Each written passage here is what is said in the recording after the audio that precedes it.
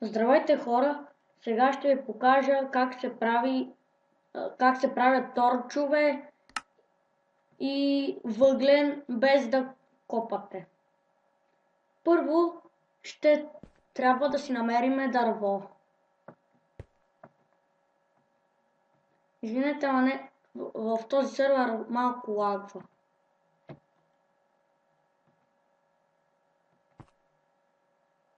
Дори не мога да изляза.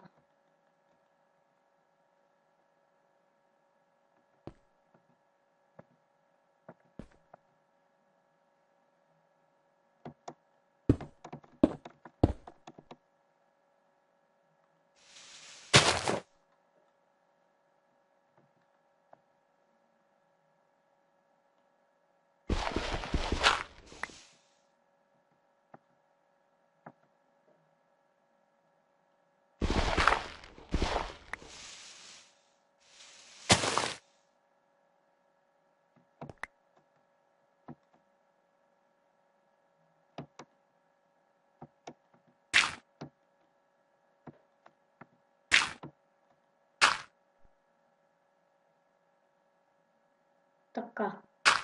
И сега да видим на къде ще тръгнем, за да търсим дърво. Ето там има гора.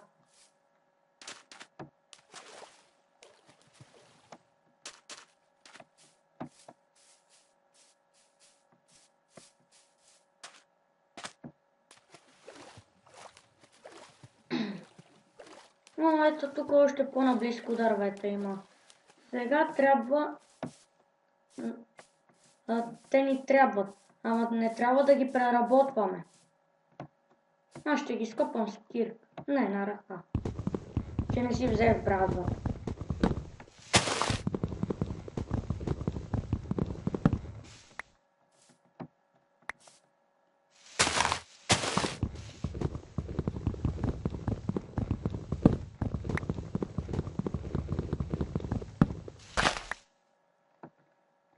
Сега отиваме в холма.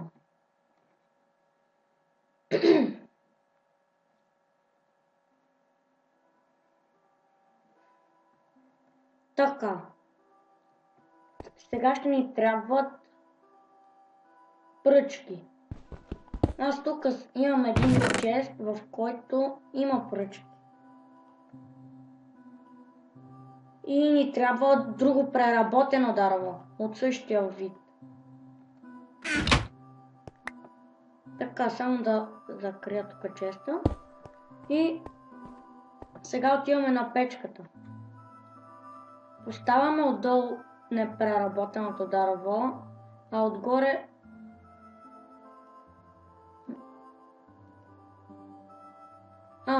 отгоре поставяме непреработеното дърво, а отдолу преработеното. Так, сега ще получим въглени. Ето, получава се.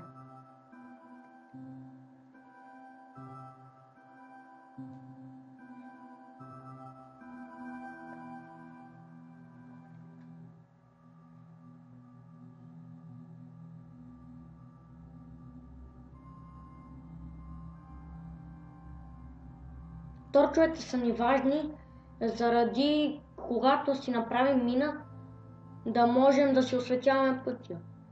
Ето, направих 4 въглен, сега ще направим и торч.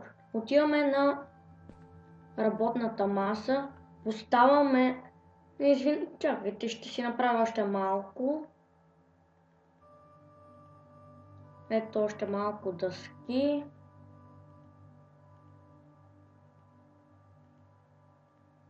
Така ще ги... Не, извинете. Отдолу... Няма значение колко искате. Ето, направихме 16 торча.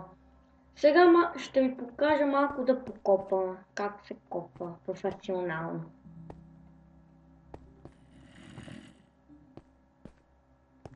Това е моята мина, която я започнах. Сега ще копаме на тук.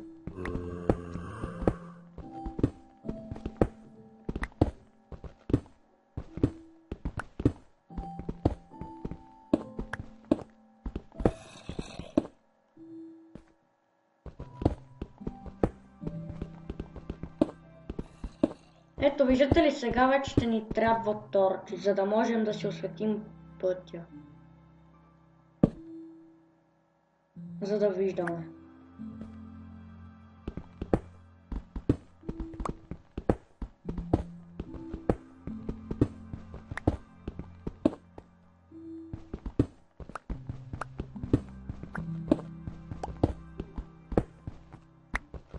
Сега ще копая малко надолу, за да видим какво ще намерим.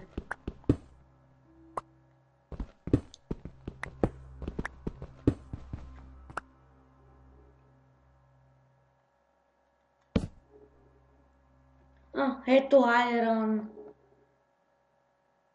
Намерихме айрон. Той е доста важен. За да може да си направите айрон кирка, за да чупите диаманти. След малко ще ви покажа как се прави айрон кирка.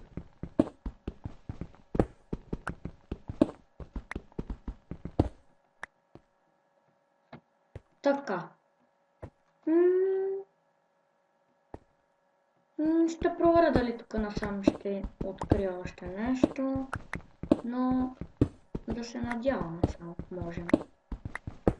Ако открием диаманти, ще е много хубаво, както и злато.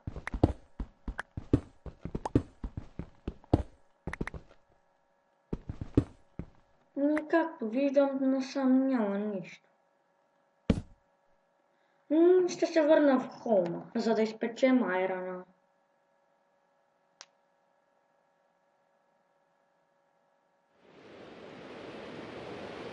Така. Аз като нямам сега, като нямам тимбър, извинете, въглища, ще го спеча с дърво. Поставяме преработеното дърво долу, отгоре айрона. Сега чакаме да се изпече.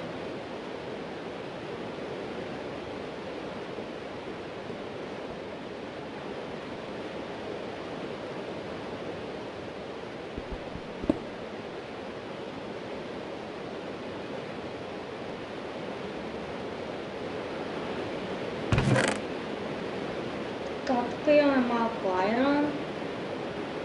4 диаманта имаме. Сега ще ви покажа как да си направите айрон кирка, за да можете да чупите само като трябва да чупите лазурит, червен камък и така нататък диаманти. Винаги трябва да използвате айрон кирка. С обикновената кирка не става. Ще го изкопате, ама няма да ви го даде.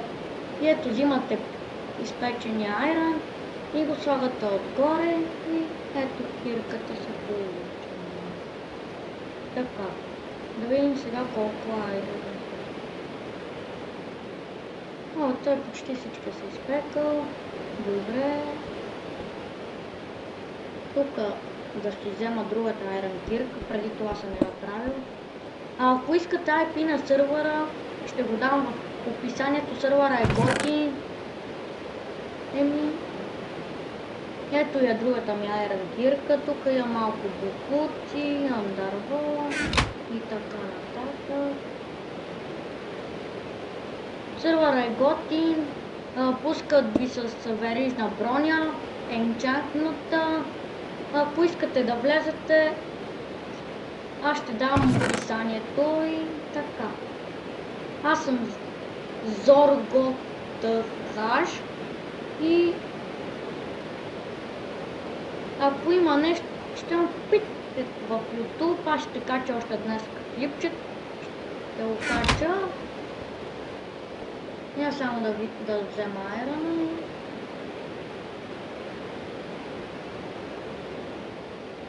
Ето 9 айрон се изпека, тук имаме малко дърво.